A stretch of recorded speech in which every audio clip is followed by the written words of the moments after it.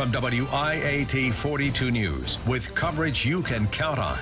Here's what's happening right now. And it is a stormy, soggy night across central Alabama. Good evening. I'm Trent Butler. And I'm Sherry Jackson. Storm Track Chief Meteorologist Gene Norman's been tracking storms since we left you at 6. He has the very latest from the Storm Track Weather Center. Yeah, Trent and Sherry, at the height of the storm, we had about 5,000 people without power, and the heavy downpours raised flood fears in areas that had poor drainage, and definitely a problem for drivers. Right now, all we're seeing is a steady rain over downtown Birmingham, down toward Homewood. Most of the lightning has quit. However, there's still quite a bit of lightning in Walker County, up around Jasper and just to the west of Flat Creek. In fact, they've had quite a bit of rain earlier today, and showers continue right now in Tuscaloosa. These have just popped up within the last half hour. For the most part, the thunderstorms are west of I-65, steady rain east of I-65. Those places picked up anywhere from 2 to 4 inches earlier today. So when does it quit? Our exclusive Futurecast computer model shows most of the showers in tonight,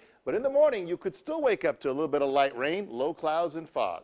Coming up, I'll show you if we'll see a repeat of today's weather tomorrow, the forecast in a few minutes.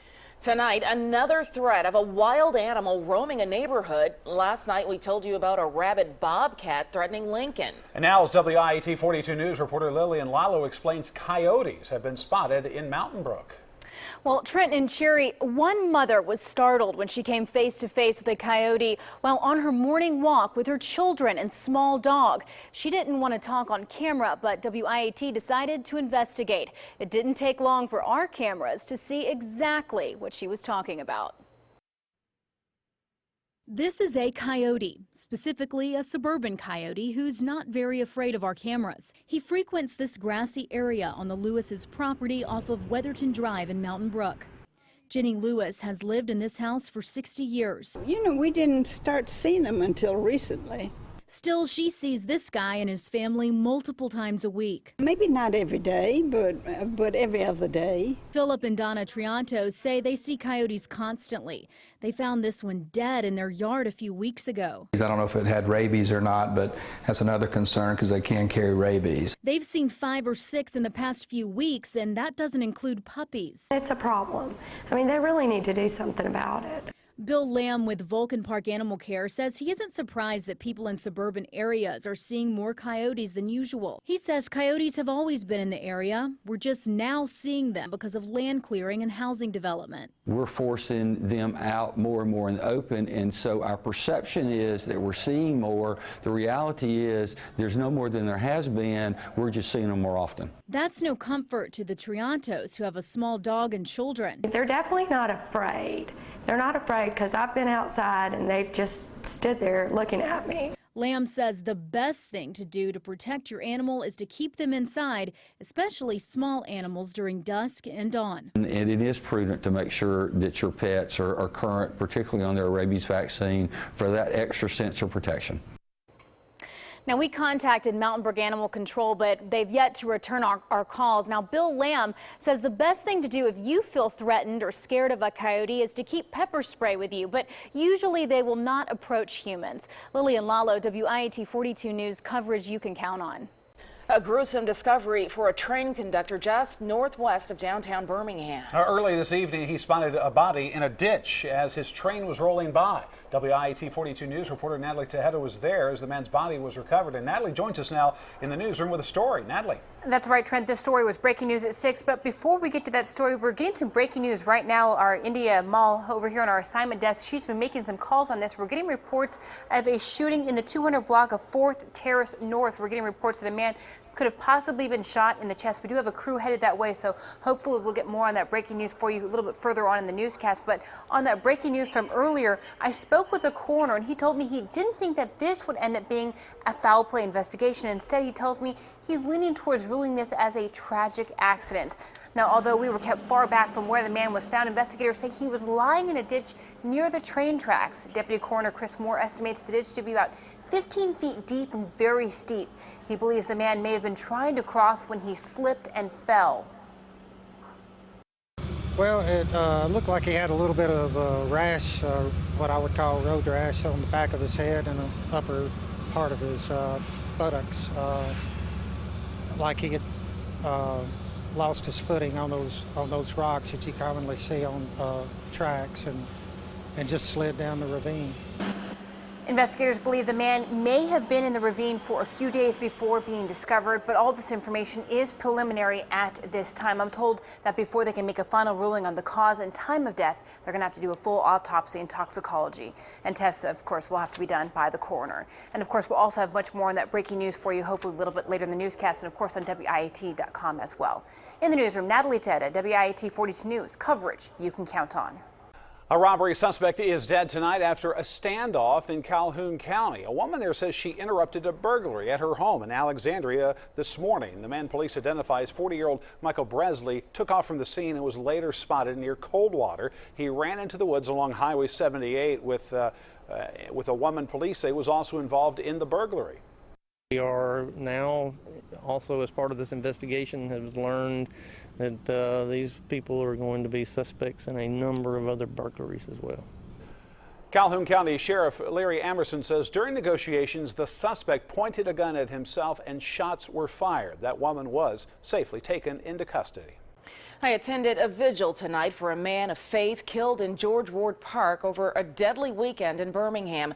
McDaniel Watson died with his Bible in his pocket, and police want to know who killed him. They came prepared for a storm at George Ward Park tonight, young and old, to remember 50-year-old McDaniel Watson. They lit candles in the place where he died. He was in the park with his wife that we was told, and it just turned out tragic. Pastor Van Johnson led the prayers at this vigil, pulled together by McDaniel's niece, Christy Tubbs. She remembers her Uncle Mac, as she called him, as kind-hearted. He was a good man. He helped out any way he can. And I just don't understand. She told me they just want justice so they can have peace. No strength to fight, no tears to cry, even if I try. Those gathered here know right now McDaniel Watson's death is a mystery. Didn't really want his money because Matt would have gave it to him. His wallet remained in his possession. I think the police department is doing the best they can, but we have to come together as a community to help them. Help them make an arrest in the death of McDaniel Watson, who died 1 month shy of his 51st birthday. Goes out to the person that decided to do this. I just pray for justice. Police say Watson was shot in a dark area of that park Friday, and there were no witnesses. His wife, who was with him at the time of the shooting, told police that she had walked ahead of him. Whoever shot McDaniel Watson did not take his wallet, and that baffles the family. Birmingham police are still asking anyone with any information to come forward. You can call them anonymously at 254-7777. An elderly woman who was found dead in her Avondale apartment on Sunday knew her attacker. That is the latest word tonight from police. 36-year-old Jeffrey Justice is charged tonight with capital murder for the death of 71-year-old Linda Albritton. Justice is being held in the Jefferson County Jail tonight without bond.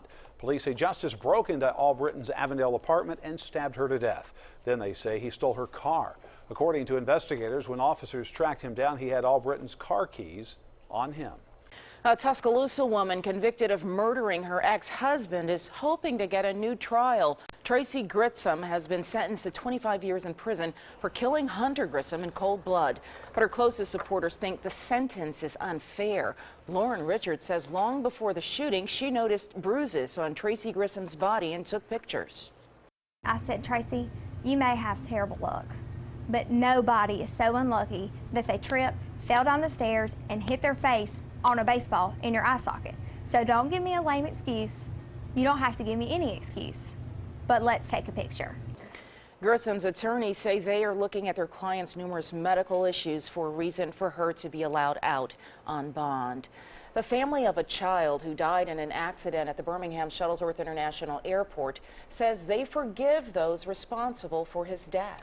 10-year-old Luke Prewett was killed in March of last year when a flight information display board collapsed on top of him. His parents, Ryan and Heather Prewett, along with her 4 other children, were in Birmingham today for a settlement hearing. Ryan Prewett tells WIAT 42 News that his family is trying to move forward and also that they are relieved that this chapter is finally closed. Part of the reconciliation process to move forward is forgiveness. And we know the people did not intentionally mean to take Luke from us. And so we wanted to, as part of our healing process, express forgiveness. In a statement released today, Brassfield Gory, the primary contractor named in the lawsuit, said it is pleased that the lawsuit is settled. The company also reveals it has been working with the Prewett family throughout the lawsuit investigation, saying, quote, "We have worked together to have an open dialogue about the events leading up to the accident and steps that can be taken in the future to prevent anything like this from happening again." The president calls the beheading of another American journalist barbaric and vows to bring the killers to justice. That story is still ahead here tonight. Plus, the announcement of a KKK event sends shockwaves through one community. And why you may soon be able to take a direct flight from Birmingham to Germany. And see if you'll dodge drenching downpours again tomorrow. The forecast is coming up. Mysterious facts hints at a fall gathering of the Ku Klux Klan in Adamsville. But city leaders and people who live there are trying to figure out tonight why the Klan would choose their town. The facts showed up about a month ago. Mayor Pam Palmer tells us the fact says the new Empire Nights of the Ku Klux Klan will be in Adamsville October 24th through the 26th. There's also a picture of a cross burning with no other information. People in Adamsville are stunned. It was news to me. It's shocking to me that they'd still do such things. I would like to think those days were gone. This day of time burning a cross? I don't know if that's going to be good around here. I hope the city officials and the city council will be able to cut that off before that even take place. Mayor Palmer says they don't know the exact location or even the reason behind the event. And Mayor Palmer says Adamsville will require a permit for that kind of event, but so far, no one has applied for one. The group, the New Empire Knights, is on the Southern Poverty Law Center's watch list. SPLC spokesperson Mark Potok tells us that it's a fairly aggressive Klan that was formed last year. This Klan group is one of 27 different named Klan groups in the country. The reality is that the Klan scene today is very much characterized by a lot of different small Klan groups all squabbling with each other, all claiming to be the one true Klan. Potok says the New Empire Knights group is based out of South Carolina. He doesn't rule out they may be looking to start a chapter in Alabama. A video showing the beheading of American Stephen Sotloff is authentic, and today President Obama promised that justice will be served after ISIS militants executed the second U.S. journalist in 2 weeks. And those who make the mistake of harming Americans will learn that we will not forget and that our reach is long and that justice will be served. Some lawmakers want President Obama to act now. While the U.S. is already hitting ISIS targets in Iraq, the administration is still working on plans for tackling the group's stronghold in Syria. Vice President Biden says the U.S. will not retreat. We will follow them to the gates of hell until they are brought to justice, because hell is where they will reside. The president is also working on building international support at the NATO summit for possible strikes against ISIS in Syria. On Thursday, he is scheduled to sit down with the leaders of the UK, France, Germany, and Italy. Consumers are worried about the security of Apple's iCloud and other cloud storage systems after hackers stole hundreds of photos of celebrities. Apple is adamant, though, that cyber thieves did not breach its systems, but instead hacked individual accounts. The breach comes as Apple prepares to unveil its latest products next week. Analysts say the tech giant needs to secure its reputation. They're also, pushing their iCloud feature a lot more with the new operating system for the iPhone and the iPad. So it's important that they show that it is really secure. Apple says their customers' privacy and security are, quote, of utmost importance to them. Well, some of you were soaked with a whole lot of rain today and you had to drive through high water. Yeah, to see if more storms are in the forecast, let's check in with Storm Track Chief Meteorologist Jim Norman. It's very likely that we'll see scenes that repeat what we saw earlier today. Pinpointing exactly where the storms are going to be tomorrow, that's kind of tough, but be aware that you may run into what some folks ran into. Our own James Adams sent in this video as he was trying to make his way on 280 just near Valley. Look at how heavy that rain was coming down. And imagine driving through that at night. That's the kind of rain we saw in parts of town, Hueytown, Bessemer earlier this evening, along with the reports of the power outages. This is what that same storm looked like from our vantage point atop Red Mountain. We're looking off to the south toward the summit, and in just a second you'll see a lightning bolt off on the left-hand side of your screen. Yep, this is a kind of an ominous-looking cloud, and then there were quite a few rumbles of thunder and flashes of lightning. Again, this was just before 7 o'clock. So how do things shape up overnight? Well, what we're tracking is, I think, the rain that we're seeing right now should last till about midnight before tapering off. We are expecting another round of storms to arrive on Thursday, and then I'm tracking a cool front that will arrive over the weekend. It'll give us a better chance for storms on Saturday, more widespread. And then if the front passes to the south like it's supposed to, we may see an end to this pattern. And finally, a drop in some of the high heat that we've been dealing with before the storm's fire. Now, on our exclusive lightning tracker, I can show you some good news about what's going on right now. You see a lot of rain out here, indicated by the green and the yellow, but what you don't see is a lot of lightning. In fact, as I move the lightning scope around, we don't really see much of anything else going on as we continue to check. Don't see too much else going on other than just a few showers. So most of the strong thunderstorms with the heavy thunder and lightning, that has pretty much come to an end. There are still some showers up in the Jasper area in Walker County and down around T-Town, but the heavy rain that we saw here in downtown Birmingham and Homewood over the last couple of hours, that has come to an end, and the steady rain in East Alabama is beginning to get on the wane as well. And boy, do they need a break. Look at how much rain fell in parts of East Alabama. Estimated over 3 inches in Pell City, nearly 4 inches in southern sections of Talladega County. Up around the Jasper area, about 2 inches of rain fell, or a little over an inch, almost an inch and a half in the Cahaba Heights area from these slow-moving storms. And that'll be the feature of tomorrow's rains as well. The storms blossom up, but they don't move. There isn't a lot of upper-level wind to push them around. So once they form, they just kind of sit in one spot and then dump all that rain out. Take a look at live look out in Tuscaloosa. You can kind of see it's a little bit damp on the streets out there. 79 degrees currently. They're one of the warmer spots because they didn't see the rain form until just within the last hour. Everybody else is in the mid-70s, and that's about where we'll be overnight. With the rain coming to an end, there could also be some patches of fog and maybe even a couple leftover showers first thing out the door. 73 for the overnight low as the storms weaken past midnight. Tomorrow, keep the rain gear handy. It'll be warm and muggy early on, and then scattered storms will blossom in the afternoon. We might hit a high of 91 before that rain gets going. I rate the next day's weather from 1 to 10. It's called the Norman number. Tomorrow, only a 5. And as we head toward the end of the week, a decent chance of showers and thunderstorms continues on Friday. Could be an issue for Friday night football. And then here comes that front. 60% chance in coverage on Saturday. That could be a problem for the college games, too. And then the rain chances will begin to go down, and temperatures may finally get below 90 degrees for early next week. And there's big travel news tonight. Travelers could soon land on direct flights from Germany to Birmingham. Yeah, Birmingham Mayor William Bell is in talks with Bremen, Germany about making those flights happen.